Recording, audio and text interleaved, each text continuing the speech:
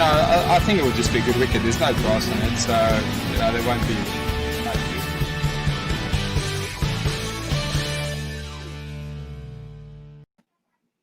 Hello everybody and welcome to the International Cricket Network ISTN 360. Here's your host Yash Khandor. Today I have a bunch of guests from across the world. A lot of cricket enthusiasts would be excited to hear to them. We have cricket analysts from across the world. Let me introduce to them. So it's Mahesh Kutty from Mumbai, India.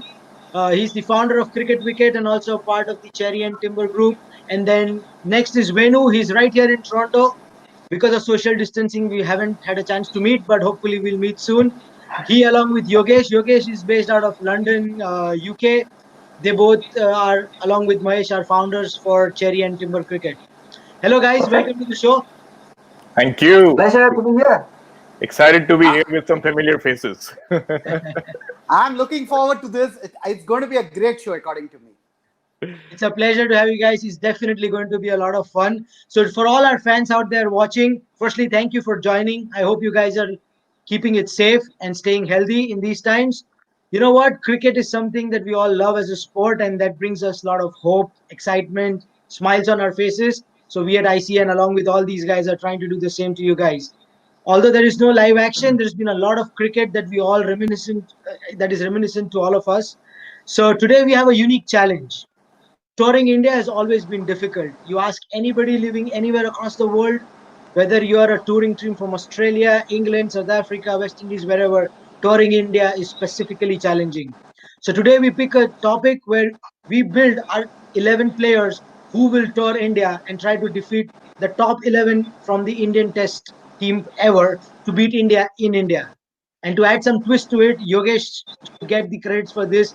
He added this point. He said, let's pick only the captains, only those players who captained their individual sides to form our 11. So without any further delay, we call it the Captains of Captain Challenge. So let's get started. I'll start with Mahesh. I'll bring up his team first, and then he'll walk us through his team. Mahesh, all yours. Okay. Now, I have picked up Alistair Cooke and 𝒕𝒐𝒖𝒓𝒆 as openers because if you look at history, left-handed opening batsmen have always enjoyed batting in India and has been very, very successful. If you see, Matthew Hayden was successful, Langer was successful. Alistair Cooke, in fact, won the entire series for England, batting at the top of the order. And 𝒕𝒐𝒖𝒓𝒆, boy, he though used to give nightmares to all our bowlers. According to me, in the 90s, there was one batsman that troubled us the most. That had to be 𝒕𝒐𝒖𝒓𝒆. In an India-Pakistan match, if he could raise his game and win it for Pakistan, it meant that he had to be in my team. Then I went to number 3. But while I took Alistair Cooke and 𝒕𝒐𝒖𝒓𝒆, there were other players. I think we'll discuss about that later on, right? Sure, yeah. Okay. Number 3, Brian Lara. If there is anybody who came extremely close to Sachin Tendulkar, it was Brian Lara. He scored 2 brilliant knocks, 400 not out. I mean, that's huge, right? I mean, you don't make 400 runs very easily. And then 375, which he scored to break Gary Sobers's record. And then when Matthew Hayden scored 381, he came back in a few months and he got that record back for him. So, which means that he has to be there in my team. Now, if you look at it very carefully, the top 3 are all left-handed batsmen because left-handed batsmen, for some reason, have been very successful against India. So I've tried to keep them as much as possible together. Though the option was always there to put Richards at number 3 and Lara at 4, but I would want Lara to bat at 3 and take Richards at 4. Now, Richards, there's a no contest. I mean, if there is anybody who could scare a fast bowler, it was Vivian Richards, the most destructive batsman in all formats of the game. Imagine Vivian Richards playing a T20 format. I think he would have been the most expensive player in the IPL without a doubt. Absolutely. Okay. So Vivian Richards has to be there in the team. Now, Sangakkara at 5. Okay, there will be a lot of people who would have thought that Gilchrist is a definite option. I'm not even disputing that. But in Indian conditions, against spin bowling, in Test cricket, Sangakkara understands the conditions much better than Adam Gilchrist. If you see, I've taken a lot of subcontinental players because they understand conditions, and I don't expect India to provide a seaming wicket. So it has to be the low, slow kind of pitch. So that is the reason why Sangakkara was preferred by me over Gilchrist. Steve Waugh at 6. Now, if there is any batsman in the world, if you want to bat for your life, it has to be Steve Waugh.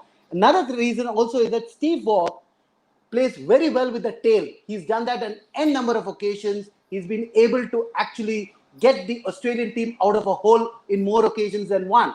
So Steve Waugh is my number 6 and the most, according to me, a very important player in the team. Number 7, Imran Khan and the captain. I don't think there should be too much of doubts in that, because to me, he was one captain that inspired Pakistan. To lead a team like Pakistan gives him straight away the opportunity of leading my team, because leading a Pakistani team, we all know, is extremely difficult. Okay, and he was able to inspire them. He's a World Cup winner. So to me, definitely Imran Khan is my captain. Wasim Akram, the best left-arm swing bowler in Indian conditions or in subcontinental conditions. Reverse swing, wow, you can't get anybody better than that. Now, when it came to spinners, I think it was the toughest thing was that it had to be all captains. And we all understand that only in India, we have a lot of spin bowlers as captain. We had Bishan Singh Bedi, we had Venkata Raghavan, and we had Anil Kumble. So we had 3 spinners who captained India. But if you look around, it's extremely difficult for you to get 2 or 3 spinners who are first of all, they ought to be captains. Now, becoming a captain means he has to be the most important player in the team. Now, it was extremely difficult to get that. In that case, I thought Daniel Vittori was very, very good. He was a captain for New Zealand. He was very successful as a spinner. And so that's the reason I picked him. John Emburey, it will be a very surprise choice, and not too many people would have thought about him, because he captained only for a couple of test matches. But for me, an off spinner in India is very critical. If you see, in the 80s, we had John Bracewell, who bowled very well, who was an off spinner for New Zealand. We had Matthews from Australia, who was reasonably successful. And then, of course, Suckling in the 90s. So off spinners, for some reason, has been fairly successful. And if you want to pose even a small bit of problems for Sachin Tendulkar, probably off spin is a variety that he is not 100% comfortable with. Sometimes, not all the time, but sometimes. So that's the reason why I went with John Emburey. Number 11, Rangana Herath. Now, Rangana Herath is somebody who's taken 433 wickets, okay, and is the bowler who has taken maximum wickets as a left-handed bowler, left-handed spin bowler. So, which means he, after Murli, actually shouldered the burden of the Sri Lankan spin bowling attack. So, to me, he has to be there in the team. India, playing against India, you need 3 spinners. Probably Vivian Richards can come and bowl his off spinners, but you need somebody like John Emburey to bowl 20-25 overs. I don't think Richards can bowl 25 overs in a day. Emburey can, and that's the reason why I took off spinners. So that's my team. We can debate about it as we go along. Interesting. Perfect. Thank you so much, Mahesh. That's very interesting. Like you mentioned, couple of interesting choices, couple of very obvious, like more than 2 obvious choices. We'll discuss more in detail later. I'm going to move to Venu now. Venu, what does your team look like? And this is what it looks like. Okay. So walk us through it. The first name is extremely interesting. So there'll be a lot of surprises in my team. And honestly, having watched cricket in India as a home team, all these years, I had a lot of observations, thoughts, and theories in my mind while selecting this team. I went for certain characters because of their mental strength. And that's something which helped me in terms of understanding who will be in my team instead of just their skill, as a batsman or as a bowler. So that's the reason why I chose what it is on screen. Captain Graeme Smith, honestly, I am a big fan of him as a skipper because of the fact that he led South Africa in troubled times, especially at a young, tender age of 22 years. And why I chose him as captain for my team is because I thought that he was really good and instrumental in leading the team from a standpoint of managing both experience as well as young people, right? And managing those egos is something which I was really, excited about when it came to Graeme Smith when he was the captain of South Africa. So that's the reason why I chose all these characters, and I thought nobody better than him to lead the team because he's already been there and done that. That's the reason why I chose him as my captain. So that was my captain and left-handed opener. And I'm hoping that Zahir Khan doesn't open the bowling. So that's You will get roasted on this. Zahir Khan is definitely opening the bowling. yeah. But I took a chance. Yeah. Okay. So second choice, Sir Alistair Cooke. There was no other name which came close to this man when it comes to playing in India. I know there were a few other names which I would have debated with Graeme Smith. But yeah, we'll talk about that later in the show. Yeah, Alistair Cooke is what it is. I think that nobody will debate that at all. So number 3, Sir Vivian Richards, purely because of his dominance, his mental strength, and his ability to take the attack to the opposition. And I think if he gets going, trust me, Team India would be on the mat on the first session of day 1 itself. And and if that is the case, and if he's playing on a decent first day track, you can easily assume that 500 runs will be on board if he's playing. So that's the reason why I chose him over a few of the other legends. Number 4, Steve Smith, again an automatic choice based on current form as well as his record in India, as well as his performances against India overall as well. So I think that goes without saying. Steve Smith is for me. Number 5, I had a lot of thought behind this name. Honestly, this was the most difficult choice for me to make because of the fact that going down the order, I had an issue with selecting spin bowlers like Mahesh had. And I think even Yogesh would have thought about that as well in his selection. So I thought Aravinda was a very underrated spinner, and I thought he could be used as an off spinner, especially on a day 4 or 5 turning track where there is patches outside the batsman's off stump, right? A right-hander, or even for a left-hander, right? So I thought he could be my supporting off spinner, and plus, as a batsman, we all know what he's capable of.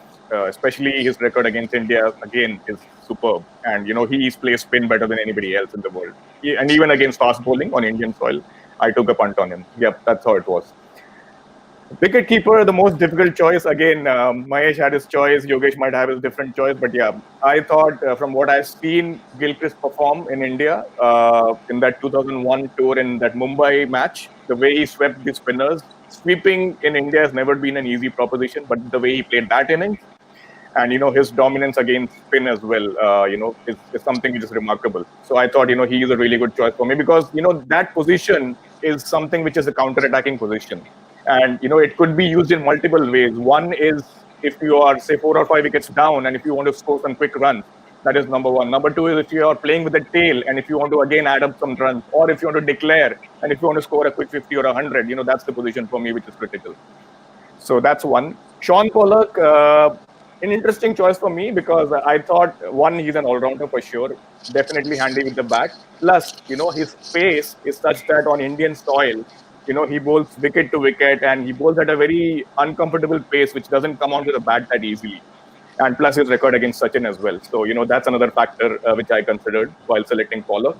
And he could also bowl those cutters, given his pace. And if you bowl wicket to wicket, you are sure getting an LBW or a bowled on an Indian pitch. That's the reason why I chose him.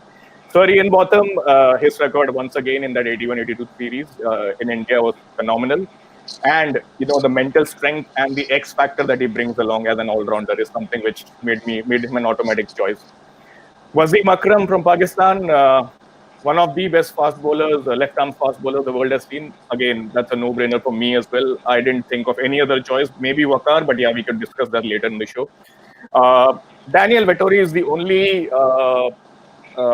spin bowling option that I had as an automatic selection. There was one more gentleman, which we'll talk about later, which I had a lot of thought behind whether to take him or not, but I chose experience over, that person. And again, Courtney Walsh, once again, a no-brainer for me. His record in India is phenomenal again, and plus 500 odd test wickets, you can't ask for more. So he brings control as well as he brings a lot of passion and fire to the lineup. 12th man, Stephen Fleming. I would have been very tempted to choose him as a captain, but yeah, I can only have 11 players on the pitch. So yeah, that's the reason why I chose him as 12th man. Perfect. Very, well-covered lineup. I mean, you got pretty much everybody from all countries possible. Yeah. You missed out Bangladesh. I think Yogesh will not disappoint us on that one. So he and his heart there. That's where I was trying to select Shakib. But I didn't want to, disappoint Bangladeshi fans by playing Shakib really low down the order because he's much better as a batsman. So that's the reason why I chose Vettori over him. Anyways, over to I'm pretty Yogesh. sure Yogesh will defend saying he's actually batting up the order because by the time he comes to bat, it's going to be a new ball again. In either case, thank you, That's a Venu. great point. Thank you. I'll move to Yogesh now. Yogesh, Yeah, here's your and lineup, like people can see, and like walk us through it. yeah, I mean, before I talk through the lineup, I just wanted to kind of share my thinking behind the team, Mhm. right? And one of the things that I thought of is, what is the kind of team we are going to be likely to encounter? So you're going to encounter the likes of Sachin Tendulkar, you're going to encounter the likes of Saurav Ganguly, and then Anil Kumble and Harbhajan Singh, and you're going to take on that kind of a team. And then almost you sort of wanted to think, so who are the guys who can actually put these guys on the ground for as long as possible? So I wanted to get more left-handers in the team because we know historically Indian bowling has struggled against left-handers. So having that slight dominance of left-handers in the team as an overall composition is what I was going for. The other thing which I was looking at is, how do you make sure that the Indian bowlers really have to struggle come the second new ball, right? And which is where if you're batting first or if you're batting in the first innings, as long as you can keep India in the park is favorable for you as a team. If you're getting shot out at 200, 225, then you're not going to win against India. But then if you're going to come, pile on 450, 500 runs, you got a reasonable chance. As deep as possible if you can bat, and then when you look at batting deep, having left-handers, because that's where Indian bowling has struggled so far. So that's the kind of outlook I was going for. And so then you'd see names. Obviously, Alistair Cooke. I won't sort of go into why because everybody knows why he should be there. Hashim Amla, because Hashim Amla has got stellar record against India in India. He's got an average of 62, and then if you got a right hand left hand combination to open up, Yeah. facing Zahir Khan and Bumrah possibly, right? You're still in good hands with these two guys, right? Both very, very solid, very compact, and they can bide their time before they start accumulating runs. Then obviously you move on to Viv Richards, and then you with him in that company you got Brian Lara. Play them number 3, number 4, depending on whether Alistair Cook goes out first, and then you can bring in Lara. And if Hashim Amla goes out, then you can bring in Viv Richards. So you always have that left right on the crease. Now number 5, Inzamam ul Haq. Why Inzamam ul Haq? It's because of his ability to dominate spin bowling. If I had to throw Harbhajan Singh out of the attack, Inzamam ul Haq, I wouldn't bet on anybody else because he was just so prolific against spin bowling. Inzamam's record in India was also great. He had 50, 55, that kind of average in India, which is I think phenomenal. The only thing we have to be careful of, Inzamam run properly. Don't run Brian Lara, which will be absolutely chaotic. But batting Inzamam ul Haq is Andy Flower as my wicket keeper. Andy Flower scored 800 plus runs against India in India, and he's kept Indian bowlers on the park for an entire day. So that's where I felt Andy Flower was great because he was accumulator, he was aggregator, and he could buy time against spin bowling. Imran Khan, again, captain of captains. When you got a team, a lineup of stars, you got to have a leader who's so headstrong that there are times when he can say, guys, I'm going to take a call here, and we're going to make these changes. So somebody who's got that heart and command to lead the team. Now, Shakib Al Hasan, why Shakib? Because of his experience in the subcontinent and because how spunky this person is. I was just doing a slight comparison, looking at some numbers, etc. Shakib for 56 Test matches has got 210 wickets. You don't get that kind of a record unless you're a good spinner. Now, the thing with spin is, we all know how challenging this is. But imagine spinners against India haven't always been so successful. So, getting somebody who just because he's an off spinner, then exposing him to Sachin or exposing him to Dravid, that's not going to take you too far. So, you need people who can at least hold these guys up and then hopefully let the fast bowlers do the job for you. And then in the fast bowling lineup, you've got Wasim Akram and Courtney Walsh. Both again, one obviously can spin when if they're bowling first. In the first innings, Wasim Akram would be great, but Courtney Walsh sort of, take any innings and he could still be around the stumps and frustrate the hell out of batsmen. Rangana Hera, 433 wickets. I won't get into that too much, but that's the kind of lineup I was looking at. People who can really really put Indian batting or kind of frustrate Indian batting, and then put Indian bowling under pressure because there is no other way you can actually win a Test match in India unless you put the Indian bowling under pressure. So That's the logic and that's the team for you. Perfect, Yogesh. That's a very interesting take on that lineup. Some people go for balance, like you went for keeping India on the field as long as possible, which is a very interesting way to look at it. I will move on to my team now. I know you guys have not seen it yet, so you're gonna be surprised a little. It's difficult coming in last. It's like everybody's seen everything. It's like when Sachin, Dravid, and Ganguly have already scored the centuries, and then Lakshman walks out. You're like, yeah, okay, you're gonna score another 50. Doesn't matter. But anyway, it's still fun to wag with the tail. So my thought process behind and the logic behind choosing this team was one, balance, and second was how well have these players done in India. There are a lot of big names, a lot of greats that I've left out. But when it comes to performing in India, you don't have statistics to back it up. I know numbers don't always say the truth, but they do say a truth on a lot of occasions, especially when it comes to checking for performances in a specific conditions or specific geographic conditions. I think I went in with with the perspective of seeing how people performed in India. So like Alistair Cooke, I think that's one choice that's across the board. So I don't want to talk more about it. Number two, Gordon Greenidge. This is interesting because I had a bunch of options. There was Hashi Mamla, there was Andrew Strauss that nobody mentioned. We can discuss about it later. There were others as well that you guys picked, but I picked the West Indian flamboyance at that number two position. Someone whose average is in excess of 45 in over 24, 25 innings in India. I think Gordon Greenidge at number two. Sir Viv at number three. He's played his best cricket at number three. I know he can play at four, but I'll go with Sir Viv at three. That gives a lot of stability at the top with Cook, and then of course Greenidge and Richards. Like every bowler would just definitely be afraid. Like you said, there's a fear of bowling to these batsmen. Number four, Alan Border. I wanted a left-hand batsman again there with Cook there, and then the two right-hand batsmen there. Alan Border comes at number four. A solid player who can also give me a bit of bowling along with it, but mainly for his solid middle order capabilities, along with my wicketkeeper Andy Flower. I mean, Andy Flower's performance in India is Bradman-esque, like they call it. I mean, 232 not out, 183 not out. What he's got 200s? No, sorry, he's got 300s, 450s in just 10 innings. I mean, that's just incredible. And Alan Border has 200s and 450s with an average of 51. So my number 4 and 5 are two solid left-hand batsmen who can bat long and and particularly play spin well. When you come and bat at 4 and 5, it's important how you tackle the spinners more than just the seamers, and also the reverse swing bowling. I think Andy Flower with all his sweeps and reverse sweeps, and obviously Alan Border, they play spin really well. Number 6, Steve Waugh. Like again here with Steve Waugh, there were a bunch of options. Kind of confused, went back and forth, but stuck with Steve Waugh. Like I think Mahesh mentioned before, he wags with the tail really well. And if there is one thing that you know with Indian cricket forever, they just take forever to get the tail out. You can have somebody like Steve Waugh on it.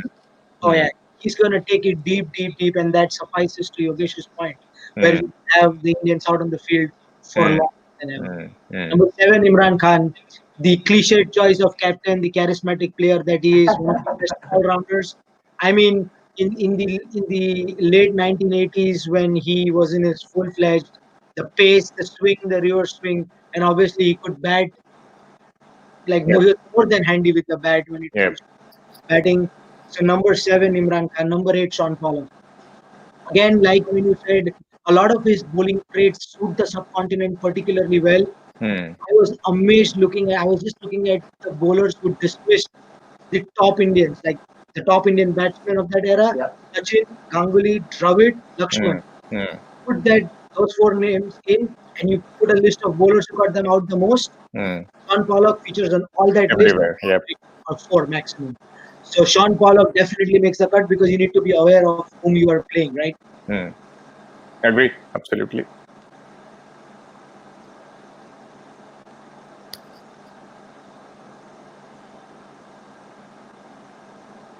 I think Yash is in awe of Shaun Pollock. Yeah, I think he's got stuck. Yep, let's wait for him to come back.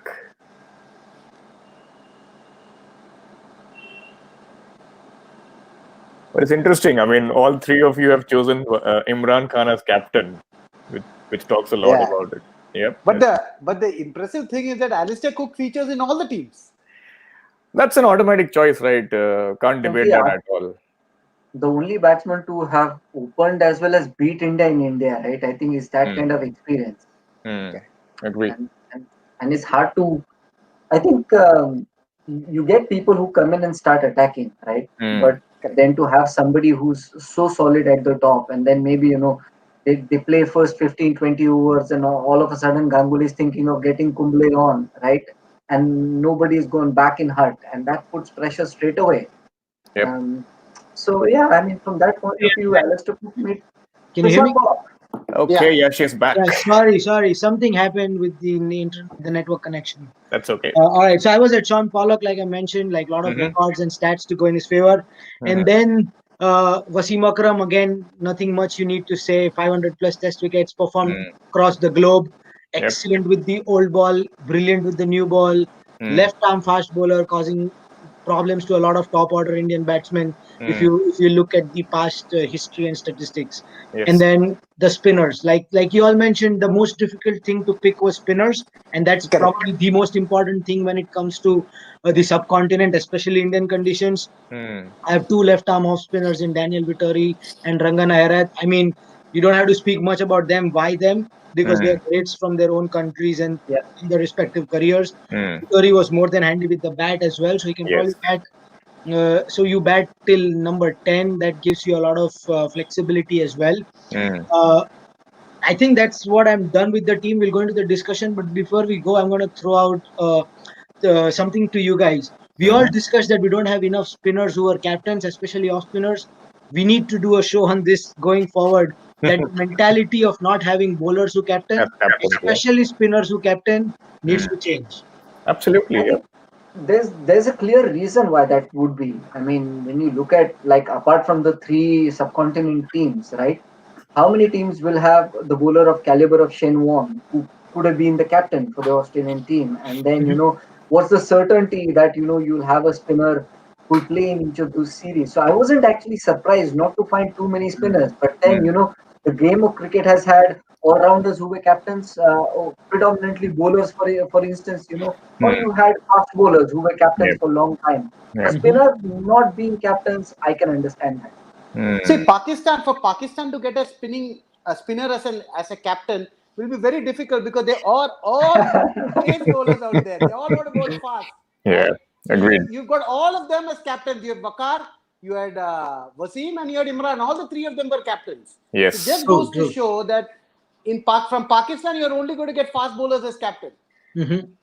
Leave aside captain. In Pakistan, if you need to get into a team, you need to be a fast bowler. To begin with, They have it in every nook and corner, right? You go to you just randomly go on the street and pick a bowler. He's gonna bowl really fast. You throw a stone in Pakistan, it might hit a fast bowler 50 meters away somewhere. That's all right.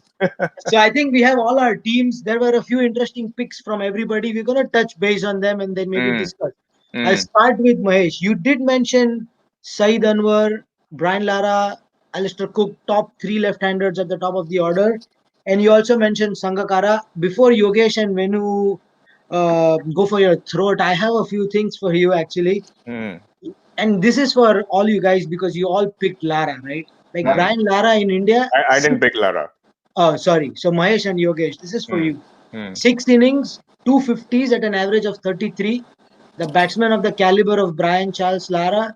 If you see what he's done in India, it's not been particularly great. I mean, he's great, no doubt. But when it comes to facing India in the Indian subcontinent, and mind you, we're going to pick the best 11, the best test 11 to ever play for India. So obviously, he's going to be the best of the best that he's facing. So what made you pick Lara in Indian conditions? And for you, Mahesh, for Sangakkara, he just has 365 runs in 10 innings. That's at an average of 36.5. And out of those 365 runs, there is a highest score of 137. So if you subtract that, he's barely got 220 runs in 9 innings. With the class of Sangakkara, if he can't do that well in India against like the spinners or whoever, and he comes in your lineup to bat at 5, he's definitely facing the spin twins, whoever they are in that lineup. So why Sangakkara? Fair enough. Okay. First, let's go why Brian Lara, because that's a bigger thing. Now, Brian Lara, when he played in Sri Lanka, he was able to play Muralidharan with so much of authority that Muralidharan himself said that he's the most difficult bowler to bowl to. Now, if you're talking about 6 test matches, that's hardly anything. I mean, I don't think we should put too much of it. He is a class player. He's a very good player against spin bowling because he uses his feet. Anybody who uses their feet has to be successful in India. He might have had an odd bad series, a few test matches that didn't go, but he's too good a player. Because the conditions in India and Sri Lanka are not too different. And when Murali would have been there, I'm sure Sri Lanka would have had ranked turners. If he was able to handle Murali, and if you see, he was able to cut him from point to third man, that arc, time and again. I mean, for somebody to do that against Murali is extremely difficult. Okay. Now, I don't think we have an off spinner in India who's as good as Muralidharan, to be honest. I mean, I would be very surprised. Okay. So if he can play, and for a left-handed batsman, the off spin is the most difficult ball to play because the ball leaves him. And if he was able to play Murali, I don't think he would have had too much of a difficulty to play any of the Indian spinners. That's the reason why I chose Brian Lara. And Brian Lara, see, with certain players, they bring in an aura. Now, Tendulkar might not have played well for 6 or 10 matches against a particular team, but you need him. His presence is required. That is the beauty of Test cricket, right? I mean, it's not a 50-over match that the match gets over in a day. In 5-day matches, you can come, and in a pressure situation, players like Lara, players like Walk, players like Sangakkara are the players who can raise their game. That's precisely the reason why I took Brian Lara. Now for your question against Kumar Sangakkara. Sangakkara actually became a much better player, if you see, in the second part of his career. I mean, if you see the first part of the second part of his career, he was very good.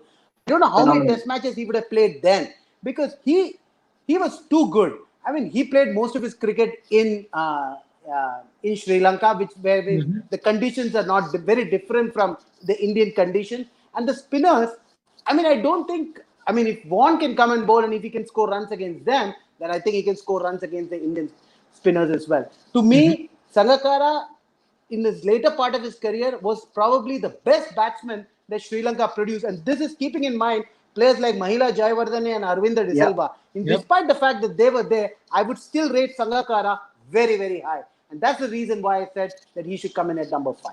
Do you want me to go for Brian Lara, or do you want me to wait until you come to my team?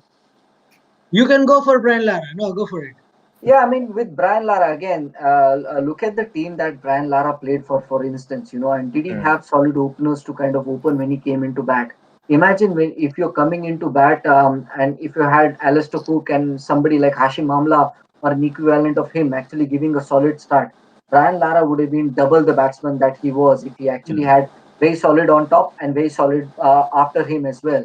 And I think, that's the reason why I picked him, because he was phenomenal against spin, he was phenomenal against pace, and Brian Lara was an exceptional player. I mean, I won't get too worried about, whether he was 35, 36 or that kind of average. Give him the right team, he would have been double the batsman. Just as we say, Sachin, he might have had 50 plus average. And when he was touring Australia, late 90s and early 2000s, and others around him were struggling. And we were sometimes wondering, what if Sachin had somebody like Virat Kohli to play along with him at number 3? And maybe Sachin would have been a bit more dominant. He would have been able to put the opposition under a bit more pressure. And then, you would have actually seen his numbers being better. But I think the idea is that, these guys go in and perform, soak up the situation, and then play according to what's around them. So I think, if Brian Lara had somebody really solid along with him at number 3, I wouldn't see anybody beyond him. Can I add something here? Sure. Yeah. Okay. So I mean, honestly, I'm in complete concurrence with their views with regards to Brian Lara. The only reason why I didn't choose him is, obviously, it's not a cricketing reason per se. It's just that he hasn't played enough in India for me to make that choice.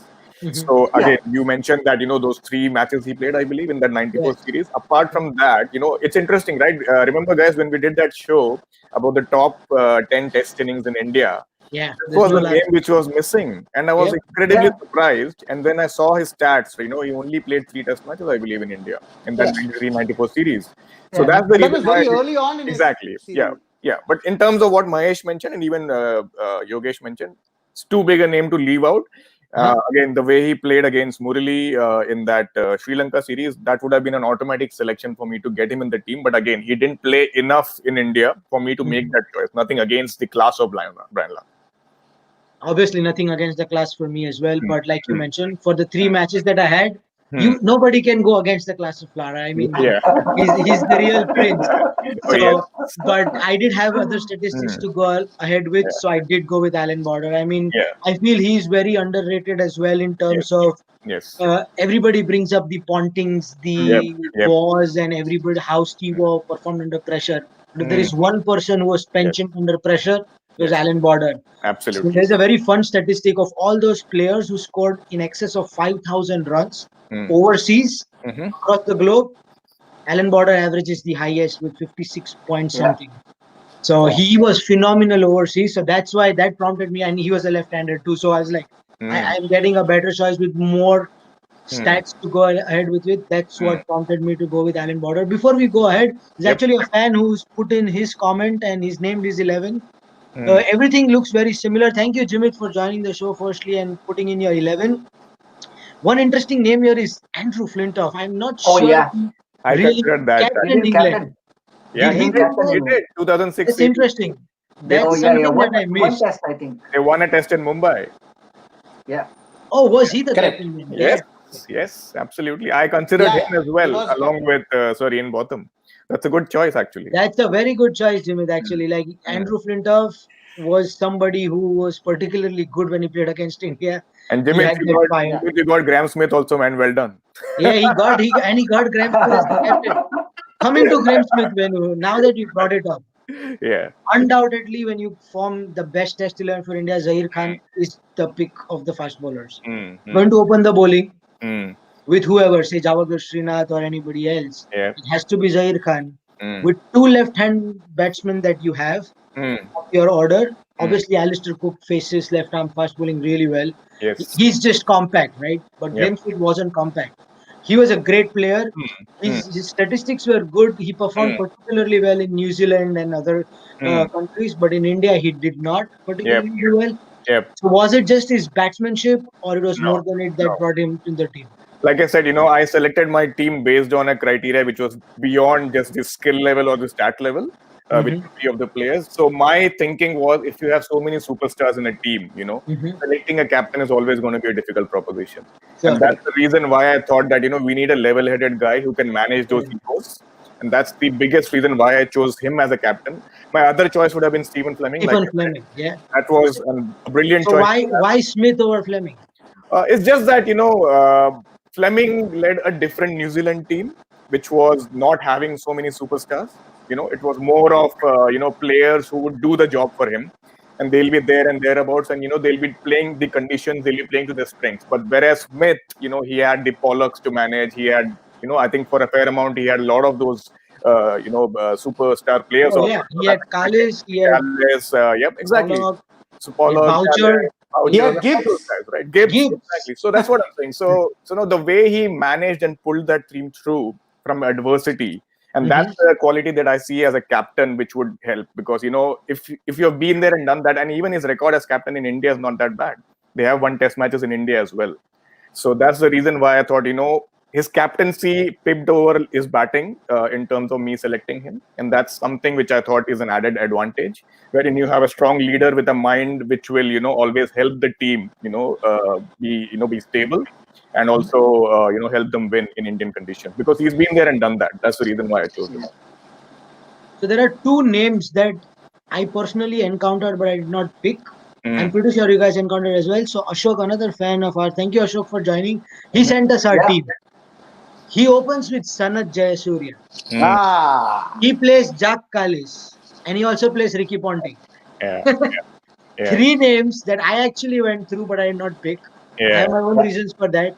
I'm pretty sure you guys have as well. Let's pick one at a time. Ashok, it's a phenomenal team you have. I don't know, you picked Murli, but I don't think Murli ever captained.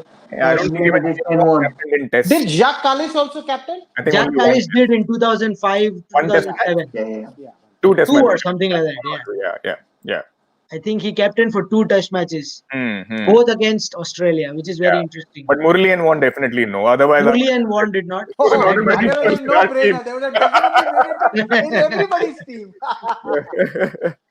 So let's start with Sanath Jayasuriya. Yeah. Phenomenal against India. The records just are unreal.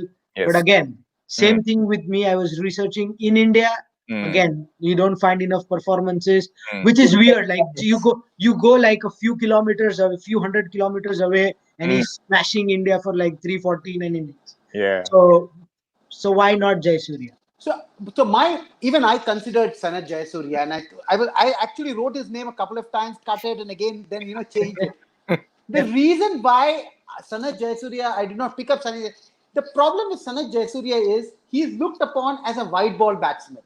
Okay, because of his overpowering, hitting that he does in limited over format, you always tend to believe that he is a very good limited overs cricketer, which is not the case. I know that he smashed the daylight out of us when Sri Lanka scored 952 runs. He kept us on the field for 2 days. That I remember.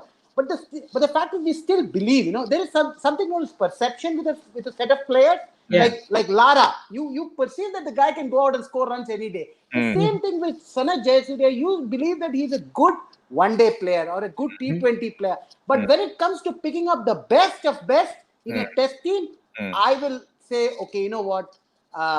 It's better that I go for somebody like Saeed Anwar, who has actually played much better, especially in the subcontinent. That is the reason. I was actually very tempted to even pick him for his left arm spin, but I thought we have two spinners, and he's not threatening enough as a left arm spinner in tests for sure. He might be able to give you some overs to just go through time and just maybe just pull a few tight overs, but he may not get you wickets. That's the reason why I didn't pick him.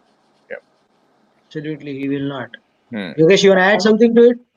Yeah, for me, Sanath Jayasuriya was a strong contender, but not strong enough when you compare with the other choices that were available. Yeah. So, there you were like, okay, then I don't have enough in it for me to actually go with Sanath Jayasuriya. So, great player, but compared with everyone else, I think, too difficult a competition. Yeah, same with me. If it was ODI cricket, he was the first name I would have written. Oh, yes. If it was ODI first cricket, name. No brainer. First name would have been Sanath Jayasuriya. Sanath and Sachin opening, and then we can fill the other 9 names. Yeah. If it is the World 11, obviously, but yeah. So Ashok says his left arm spin is my backup bowler. Makes sense. Fair enough. Yeah. Fair enough. Yeah. There was one more name I actually considered for the opening slot. Now that we are on the opening slot, I'll discuss that before we move to the Ponting discussion. It's going to be long. So I saw Gary Kirsten. Not long. Gary Kirsten. Kirsten was very good against India. He played spin particularly well. Yes. And he was a compact player. He was one of those most compact players that we had. And he was one of the players that Indians always found very difficult to get him out. Correct. Even his stats are decent. I mean, only 5 test matches to go for, like, in terms of stats. But he still got 200s, 250s, average in excess of 50. So I was tempted, but I chose Gordon Greenwich above him, or even Andrew Strauss for that matter. Yeah. I mean, Andrew Strauss has phenomenal statistics with amazing Cooke and Strauss opening in my lineup. I'm like, they know each other so well. They'll bat days. They will not get run out for that matter. And they know their games in terms of how they complement each other. So it was difficult for me, but I went for Gordon Greenwich, like I mentioned, that he's got that West Indian flamboyance to it. I always liked how Sehwag opened for India and changed the dynamics of the game. I feel Gordon Greenwich can probably do the same, and that's why I chose him. What are your thoughts on Kirsten and Strauss for that matter? Okay, can I throw in one more name in that list? Okay, sure. Mark Taylor. Okay. Exactly. Mark Taylor is somebody that we have not spoken about, which I think he was a very good player. Okay? He had a very good cricketing mind. He actually was very dominant, and in India he played pretty well. He had loads and loads of patience because he scored a 300. So that means he's got patience, technique, temperament, everything with him. So, but like what we keep saying, that it was the best among best in Indian conditions, and that's the reason why we chose the players that we chose. Right. And I think even Graham Gooch, for that matter, very true. Another name which I thought about, because he's a really good sweeper of the ball, right? So playing spin and playing the sweep shot. But again, it did not fit in the scheme of things when I see the overall team. So, I mean, many players, if you see, that's why this was such a difficult plus interesting exercise, because of the fact that, it's not just about the man that we're choosing, it's about the man in comparison with the overall team balance, right? True. Absolutely. Yeah. And plus we had so less choices. That was the thing that made it so interesting, right? Because we had to choose a captain, and plus we had to choose what he'll be playing against. That was the interesting one. Yeah. So what did you guys choose first? Did you choose the team and then chose the captain? Or did you choose the captain and then made the team around it? I'm sure there were a lot of iterations, I'm sure, for everybody. So honestly, when Yogesh mentioned on that chat that, let's do only captains and then we choose the captain, Imran was like an instant choice in my head. I'm like, if I have to captains, you need somebody with authority, somebody that people will actually listen to. I mean, captaining Sir Viv, like that's not easy. You needed a Clive Lloyd to do that, for that matter. Or Viv was the captain then. So that's the kind of personalities that we had. And so I was like, okay, Imran was an instant choice for me. And I'm like, he had an aura around him as a leader. So. Yes, again, that was the most difficult choice for me as well, between Imran and 𝒚𝒂𝒻 Akram. So, because I wanted to choose a Pakistani for sure in my side, and I wanted it to be a fast bowler. And between these two, I chose 𝒚𝒂𝒻 for the fact that he got more skill. But yeah, for the leadership part, I agree. All three of you have chosen Imran as captain. Yeah.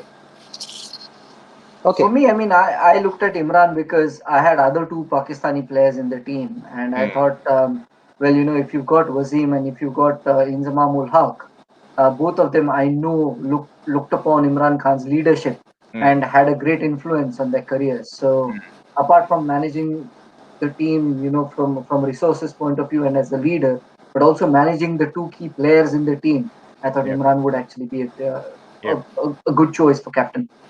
That's a good point, Yogesh. And I think Jimmy just reiterates what we all were saying. The most difficult part is the spinner's challenge. So that's true.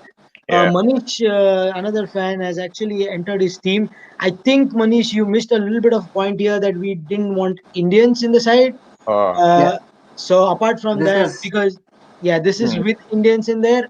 We might discuss a little about this if we have some time later in the show. But thanks for joining and putting in your team. I think as far as the overseas players go, I think we covered all of them. So that's pretty much the same. Ricky Ponting, great choice. Sorry. Compared, if you look at like Waqar Younis versus 𝒚𝒂𝒻 Akram is actually a great point to discuss as to which of the two would you actually go with. That we will get to that. I was going down the batting order. So Ricky Ponting. None of us picked Ricky Ponting. I'm not sure how happy the Australian crowd is going to be. Yogesh did not pick Steve Waugh. Yogesh did not pick a single Australian. Even I didn't pick Steve Waugh. Well, this discussion should actually be really short, considering how much time he was able to spend against Harbhajan Singh. I think it's a no-brainer for everybody. I think it's a no-brainer, given that 2001 series, even 2004, and his overall record in India speaks for itself. So, and I think even he knows it, right? It's not an easy place to come and score runs. Given his technique, his hard hands, his technique, I think it's more right. It wasn't the temperament really, but just the technique. Like always on their toes when he comes into bat. So that's how it is. Exactly. Like his ability to play on bouncy tracks is commendable, but like you don't get no bouncy tracks. The only thing that bounces is the ball that hits the rough and then jumps onto you. So that's not the bounce he likes. On bouncy tracks, ask 𝒚𝒂𝒻 about Ricky Ponting. Oh yes. Yeah. You probably asked the whole of India, Johannesburg and Ricky Ponting, and they'll say there was a spring in his bat. But it was great. Awesome. Even today, people are like, "Oh, there was a spring in his bat." I'm like, "Yeah, sure." That's the only thing that you can probably. Yeah, Ashok is mentioning about the captain's captain. I think he's referring to Imran Khan. Coming to 𝒚𝒂𝒻 Akram and Waqar Younis. Probably. Okay, I just need to 1 minute, Yogesh, Yash. Nobody has said anything about Javed Miandad. According to me, Javed was an extremely good player.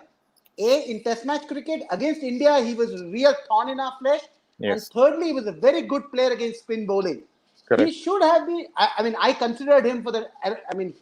Steve Waugh, they were all there. When I was compared. And then I took Steve Waugh because Steve Waugh's ability to bat along with the tail, and more importantly, I was going to play with only 2 fast bowlers.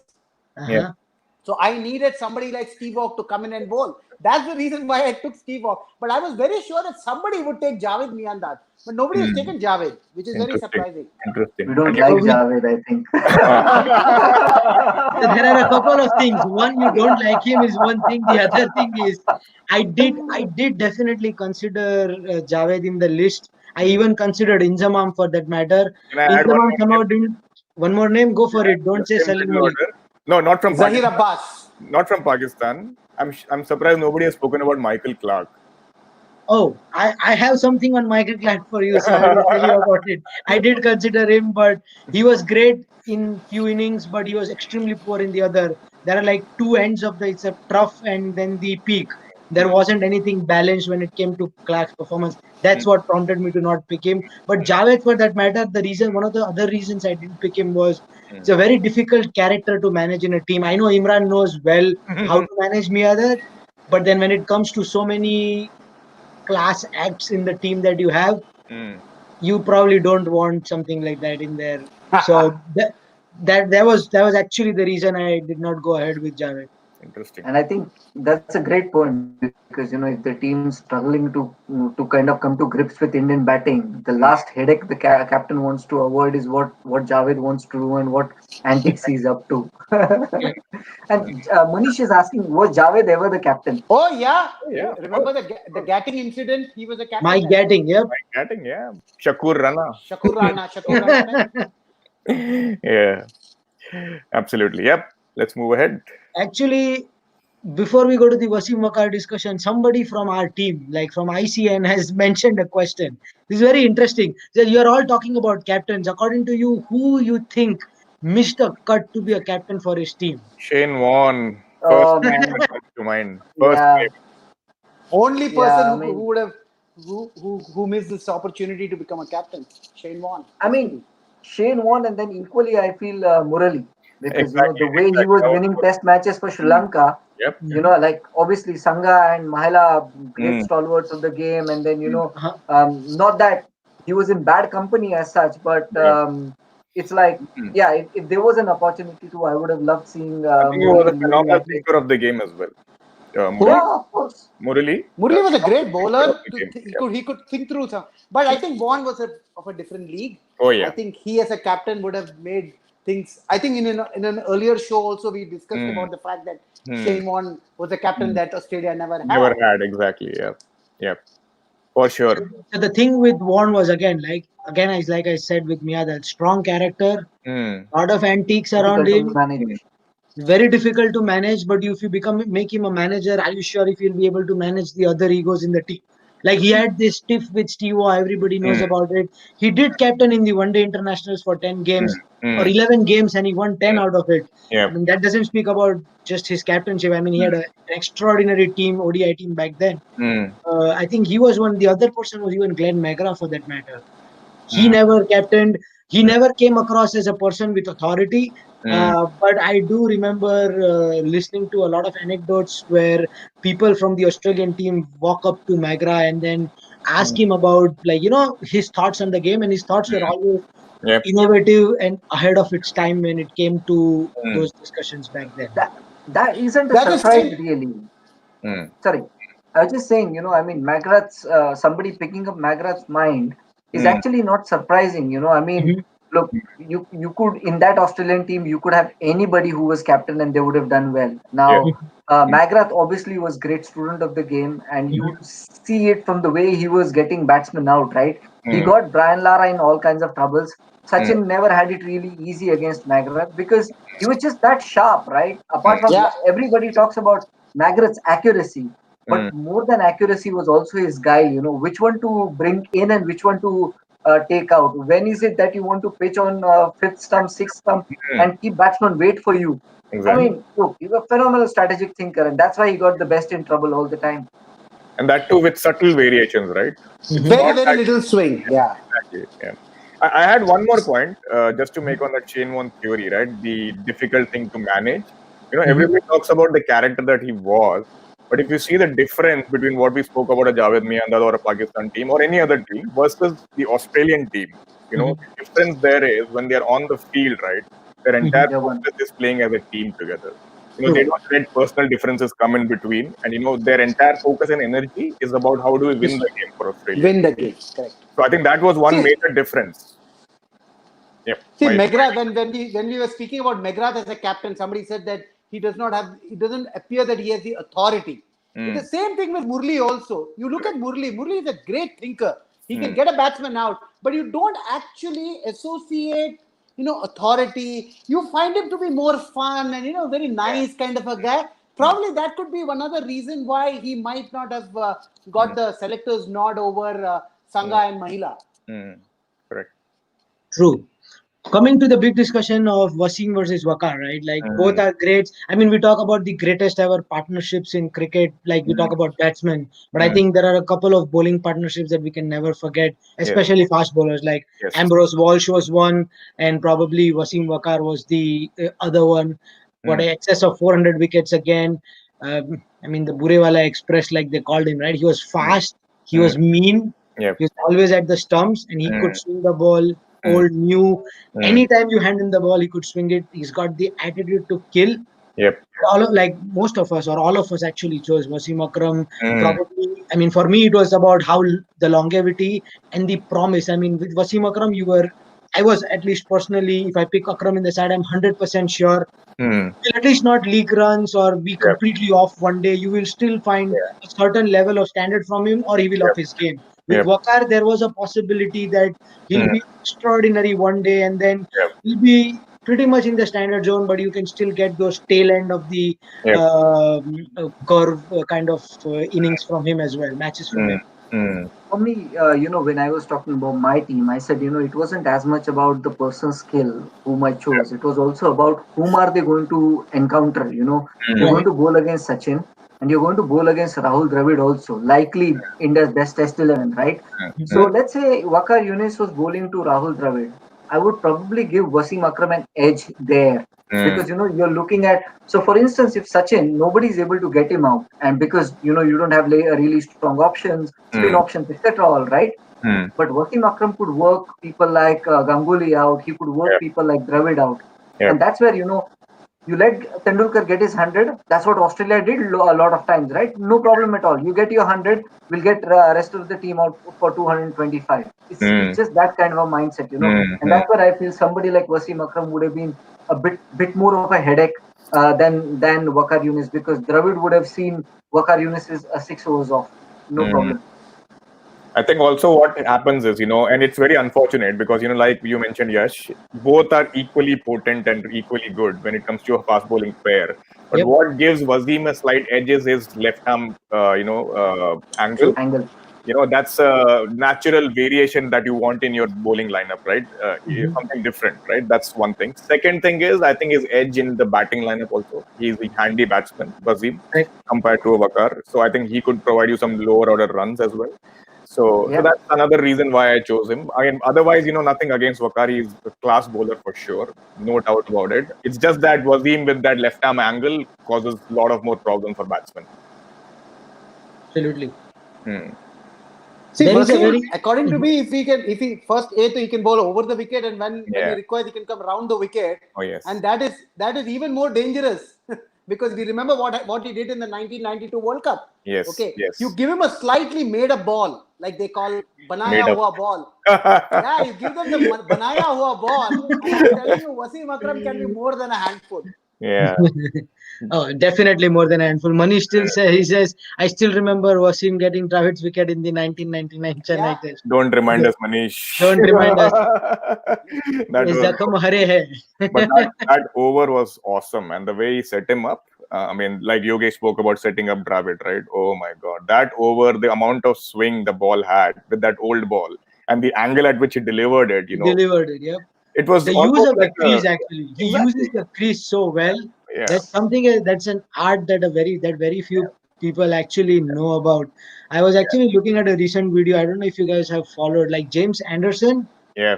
He's had like so many amazing bowling performances, but I think this is probably my most favorite one. He was bowling to New Zealand. Yeah. Oh my God, this guy, he was bowling, he was swinging the ball like nuts. Like even he was surprised probably. Yeah. But then if you look at it, he was coming very close to the stumps when bowling to left-hand batsman. And then when it comes to right-hand batsman, he's just going away. going Yeah. slightly wide of the crease and he's knocking off the off stump. And the Exactly. release point, like he's pointing at the toes and the ball swings to the off stump. Oh boy, like amazing! Like what a way to look at it. There are like last two questions. I think we are almost over time now. Yep. There's one from Jimmy. It's a very interesting one. He said like nobody mentioned Chandrapal. Is he just overshadowed by Lara and Richards, or what is it? I mean, great statistics, phenomenal technique, amazing player, no doubt. He was a thorn in India's flesh, man. Trust me. He's a thorn in everybody's flesh, man. That guy used to play single-handedly. I remember playing with him in Sarasota in Florida when I was playing there. Yeah. That guy is still that good. Like there's nothing much that's changed about him. He can still play with the same amount of ease, same compact player, and still as grounded as ever. So I think difficult choice to leave him out, honestly. He would have been in my very good player. Exactly. Very good player. Yeah. That's a good point, actually. Very good question by Jimit, because he's obviously one solid middle order batsman in tests who you would want in any condition, right? Not just India. It's just that, maybe overshadowed by the brute force and star power of the personality. You like to, you the thing is that you want to see your team very attractive. And you want attraction. Then you don't consider Chandrapal, right? Maybe, as you say in India, right? Jo dikhta hai, wahi bikta hai, वैसा. Maybe if we compile, let's say, maybe if we compiled an underrated 11, then maybe Chandrapal would make. Chandrapal is the captain. Oh yeah, the most undervalued cricketers of all time. Maybe we should do something like that. Just the Khandor teams, people who make more of their talent than what's been given to them. Yeah, definitely. All hard work. I think we'll take the last question. Very interesting from Sumit Naik. He says, what ground will you prefer this World 11 versus India 11 game to happen? Eden Gardens, The one in Ahmedabad now that has just been opened. The new Motera, We've got a much bigger ground in Ahmedabad. So that's Motera only. They renewed it. 125? Yeah. Motera, okay. Yeah. So that's the place where we're going to have this match. I would want maybe to have and stuck at Eden Gardens, maybe. Either Eden Gardens or a Mumbai or a Chennai. These three are centers which have produced some absolute. Jimit says Wankhede. Exactly. Wankhede. See, these are three venues: Wankhede, Eden Gardens, and Chennai. They have produced some absolute. Traditionally in Test cricket in India, some absolute peak of the games, right? So that's like. And then. With Wankhede, the fast bowlers are always in, at least in the that's what Jimit says. Bounce and spin, you get both. That makes sense. Both. I think even Eden Gardens offers that, honestly, bounce and spin as well. For fast bowlers, if you see Eden Gardens, fast bowlers have done pretty well over the years. Kept Mahesh Vaidya, Chapak Chidambaram. Yeah, you really want to put all these foreigners to test in the humidity of Chennai. The heat and humidity and spin. Yeah. And then there will be one Dean Jones kind of performance. No, we need it to be played in Eden Gardens. Yeah, I think Eden Gardens is a it has to be Eden Gardens because capacity. Maybe that's one thing we didn't speak about. As to you also want a team that can keep playing under Indian conditions. And people who would be fit enough to be able to do that. Exactly, fitness as well. Fitness will be very important. And there's one thing that I was looking at when I was looking at statistics of people performing, right? Eden Gardens was actually one of those grounds where you would find all these players that we have in our 11s, respective 11s, who actually performed well at the Eden Gardens. Yes. And that speaks, and still they've ended up on the losing side. That speaks volumes of how Eden Gardens, even back in the day or even today for that matter, was always a result-oriented wicket, even though it gave a bit of everything for everybody. So that is very interesting. I think it's very hard to remember a drawn test match in Eden Gardens, in memory, right? It's always been some kind of a result, right? True. Yeah. Very difficult to remember. When you guys did that show of the best foreign innings on Indian soil, did you guys consider the Dean Jones innings in Chennai? Unfortunately, the criteria was a little different. It was last 20 years. 2000 onwards. Otherwise, that inning has to be the top, right? It cannot. I was like, Because that was the reason I did not see it. Yeah, And I was like, yeah. okay, maybe I missed it. Okay. Why we You're looking consider at last 2000 to 20 years? 2020. Exactly. We consider 20 years because it was fresh in memory. Fair enough. No, And that's number fine. two is, the way teams have started performing in India since 2000, because, tide has changed, right? Before it was all just whole Indian teams, running through foreign players. But we thought now the contest is even with IPL and everything coming into picture, right? Correct. People have started playing India well. Right. Yep. Just one last thing I just came to my mind. If we were not focused on just captains, right? Mm. If you're free to pick anybody for that matter, Yeah. I'll not open up the entire 11 for all of us. That'll take too much time. Let's just focus, say, openers. Mm. What would you change in your openers? I would still have Cook. And two players, right? So I would take Cook and Hayden. Interesting. Then I may take. Sorry, go ahead, Yogesh. No, it's fine. Go ahead. I might be tempted to take 𝒕𝒐𝒖𝒓𝒆 then, in that case. Yep, along with Cook. Because I was opening with Alistair Cooke, I wanted somebody who was right-hand batsman, and I thought Hashim Amla has done well, so I'd probably stay with that. Interesting. Manish says Gilchrist. I would have probably gone like Mahesh said with Hayden. Yeah. I was trying to find one test match that Hayden captained somehow. Yeah. I tried. I was like, come on, Hayden. Like we were trying for Murli and trying for Wani.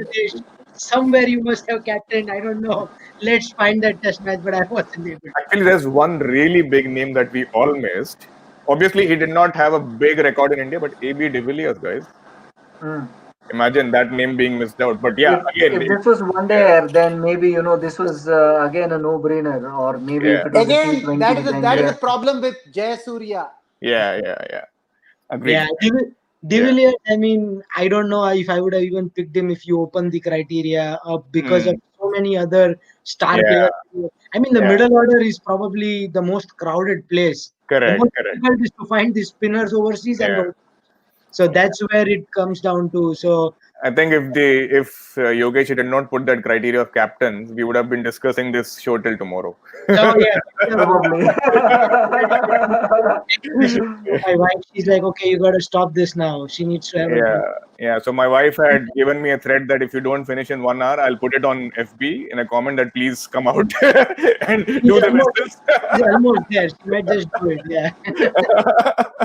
Yeah. Great. It was great chatting. Anyway, it was great. Thank you guys for doing this. All the fans, thank you for joining in. It was amazing. I mean, hopefully we'll do more of these shows, obviously. Yes. On each other's shows. I mean, you have a show, we can be there, you can hear. Sure, definitely. Topics to discuss. It's fun, especially when we all are like-minded in terms of how we like cricket and look at cricket. So, thank you very much. Thank you, 𝒚𝒐𝒖𝒓𝒆, for joining and being probably the most interactive member today. Thank you, everybody who commented as well. Thanks so Yes, much thank also. you. And cheers, guys. Thank you. Yeah. Cheers, guys. Bye-bye.